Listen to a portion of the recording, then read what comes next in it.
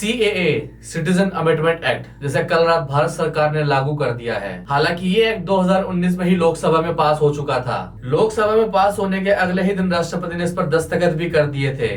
उस समय इस एक्ट पर काफी बहस भी छिड़ी थी, काफी बवाल हुआ था, जिसको कल रात भारत सरकार ने लागू कर दिया है। नागरिकता संशोधन 2019 कानून के लागू होते ही अफवाहों का दौर भी शुरू हो चुका है। एक पक्ष के लोगों ने फिर से अफवाह फैलानी शुरू कर दी है कि इस कानून के पास होने के बाद भारतीय मुसलमानों की नागरिकता खतरे में आ जाएगी। क्या ये सच है? CAA लागू होने के बाद से यह कोशिश की जा रही है कि भारत के मुसलमानों को भड़काया जाए। जाहिर सी बात है, इलेक्शन आने वाले और धर्म के नाम पर राजनीति कौन कर रहा है, ये आप देख ही रहे हैं। क्या है नागरिकता संशोधन कानून? किस किस को इस कानून से होगा फायदा? क्या यह कानून भारतीय मुसलमानों के खिलाफ है?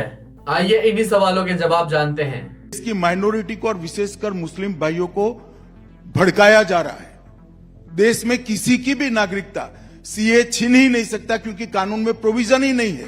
CAA जो शरणार्थी आए हैं पाकिस्तान और बांग्लादेश से धार्मिक प्रताड़ना के कारण, उनको नागरिकता देने का कानून है और मैं मानता हूं इसमें किसी का विरोध नहीं होना चाहिए। 11 मार्च को भारत सरकार ने CAA नागरिकता संशोधन कानून को एक अधिनियम लाकर लागू कर दिया है। इस एक्ट के लागू होने के बाद से पाकिस्तान, अफगानिस्तान, बांग्लादेश से आए हुए सिख, हिंदू, बौद्ध, जैन व पारसी धर्म के लोगों को भारत की नागरिकता मिल जाएगी। जिन मुस्लिम बहुसंख्यक देशों में गैर मुस्लिम लोगों का धर्म के आधार पर उत्पीड़न हुआ है, उन्हें भारत की नागरिकता दी जाए। इस कानून के अंदर कोई भी नॉन मुस्लिम जो 2014 से पहले भारत आया है, वह सरकारी पोर्टल पर जाकर भारतीय नागरिकता के लिए अप्लाई कर सकता है। उसे बस इतना बताना होगा कि वह भारत कब आया था। अब बात यह है कि यह कानून क्यों लाया गया। आपको बता दें कि 1947 में पाकिस्तान बनने के 2 साल बाद पाकिस्तान के प्रधानमंत्री लियाकत अली खान और भारत के प्रधानमंत्री जवाहरलाल नेहरू के बीच एक समझौता हुआ था। उस समझौते में इन दोनों देशों ने इस बात का आश्वासन दिया था कि वे अपने ही देश में रह रही माइनॉरिटी को पूरी सुरक्षा देंगे। मगर इतने सालों में पाकिस्तान और उससे अलग होकर बने बांग्लादेश में हिंदू, सिख, बाकी माइनॉरिटी की क्या हालत हुई है, ये किसी से छिपी नहीं है। पाकिस्तान में हिंदुओं की हालत का तो इसी से अंदाजा लगाइए कि पाकिस्तान के पहले कानून मंत्री एक दलित हिंदू जोगिंदर नाथ मंडल थे। मगर पाकिस्तान में अपने ही साथ हुए बुरे सलूकों के चलते वे 1950 में वापस भारत आ गए और बाकी की जिंदगी बंगाल में गुमनामी की जिंदगी बिताने को मजबूर हो गए। भारत में बहुत सारे लोगों का मानना था कि पाकिस्तान ने नेहरू लियाकत समझौते के तहत अपनी माइनॉरिटी को सिक्योरिटी नहीं दी थी, इसलिए ये भारत का फर्ज है कि वह उन देशों में रहने वाले हिंदू, सिख और बाकी अल्पसंख्यकों को सुरक्षा दे। अब आता है सबसे बड़ा सवाल, जिसको लेकर अफवाहें फैलाई जा रही हैं। कुछ लोग लगातार ये झूठ फैला रहे हैं कि यह कानून भारतीय मुसलमानों के खिलाफ है, पर ऐसा कुछ नहीं है। इस कानून का भारत के मुसलमानों से कोई लेना देना ही नहीं है। सरकार ने यह क्लियर किया था कि यह नागरिकता देने का कानून है, ना कि नागरिकता छीनने का। वहीं कुछ लोग इस कानून को भेदभाव वाला कानून बता रहे हैं। उनका कहना यह है कि इस कानून में पाकिस्तान, बांग्लादेश, अफगानिस्तान से आने वाले सभी धर्मों को शामिल किया गया, लेकिन मुसलमानों को नहीं। चलिए इसे भी क्लियर कर लेते हैं।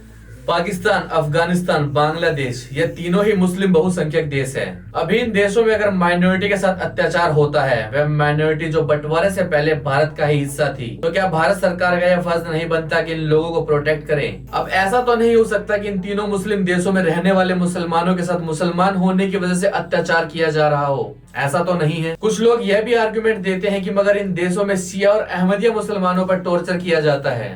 शिया और अहमदिया मुसलमानों का एक सेक्शन है और CAA धार्मिक अल्पसंख्यकों के लिए है, किसी मजहब के अंदर पीड़ित लोगों के लिए नहीं। कुछ लोग यह भी तर्क देते हैं कि 1947 में जब पाकिस्तान धर्म के आधार पर पहले ही भारत से अलग हो चुका है, तो फिर 71 में उससे अलग होकर बांग्लादेश भी बनाया गया, जो अगेन मुस्लिम कंट्री है। जब पहले ही मजहब के नाम पर भारत से 2 देश निकल चुके हैं, तो फिर जब इन देशों के मुसलमानों को भारत में अगर सिटीजनशिप दी जाएगी, तो फिर भारत ने अपना बंटवारा सहा ही क्यों? एक सवाल यह भी पूछा जा रहा है कि क्या इस तरह का कानून पहली बार आ रहा है?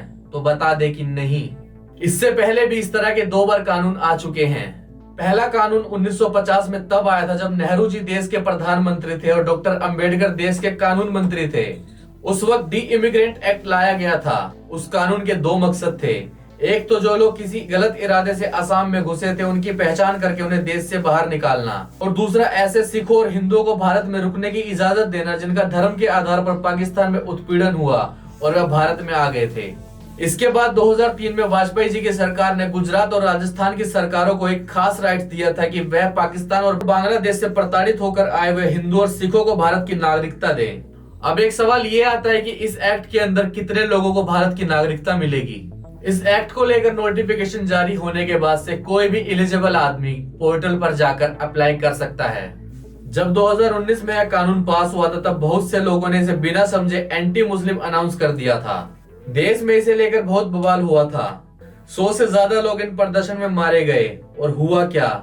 हुआ ये कि सबसे ज्यादा नुकसान उन नॉन मुस्लिमों को हुआ जो इतने सालों से भारत की नागरिकता का वेट कर रहे थे। जब पाकिस्तान और बांग्लादेश में हिंदू बच्चों के साथ लगातार जुल्म हो रहा था, आए दिन उन्हें कन्वर्ट किया जा रहा था और वे लोग सोशल मीडिया पर भारत से खुद को बचाने की अपील कर रहे हैं, तो क्या हम चुपचाप ये सब देखते रहें? हैरानी इस बात की है कि इस एक्ट के जरिए हिंदू और सिखों को भारत में लाने का इनडायरेक्ट विरोध वे लोग कर रहे हैं जिन्होंने ना जाने कितने लाख रोहिंग्या को गैर कानूनी तरीके से भारत में बसा दिया है। वे रोहिंग्या जिनका ना जाने कितने अपराधों में नाम सामने आया है। इसलिए जो भी लोग सीएए का विरोध कर रहे हैं या कर रहे थे, उन्हें ये बात अच्छे से समझ लेनी चाहिए कि किसी अफवाह के बहकावे में आकर उन लोगों पर जुल्म ना करे जिन लोगों के लिए भारत एकमात्र सहारा है। बाकी इस मामले पर आपकी क्या राय है, कमेंट बॉक्स में जरूर बताइएगा।